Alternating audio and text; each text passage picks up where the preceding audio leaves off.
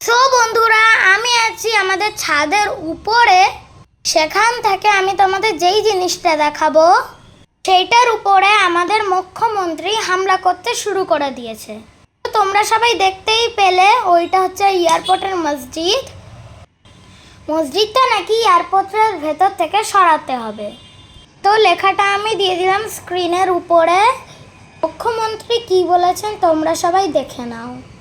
আগে তো এয়ারপোর্ট হয়নি, আগে তো মসজিদটা তৈরি হয়েছিল। তুমি এসে কিছু না কিছু ভাঙতেই লেগেছ। তুমি যখন প্রথম মুখ্যমন্ত্রী হয়েছে সেই দিন থেকেই তুমি মুসলিমদের নিয়ে পড়ে আছো, আর এটাতে একদম ঠিক হচ্ছে না। তোমরা যদি আগামী দিনে ভালো করে থাকতে পারো তাহলে গরিবদের উপরে, মুসলিমদের উপরে হামলাটা বন্ধ করো, তাতে সবাই ভালো করেই থাকতে পারবে। আমি তো বলবো মসজিদটা যেখানে আছে সেখানটাই থাকুক।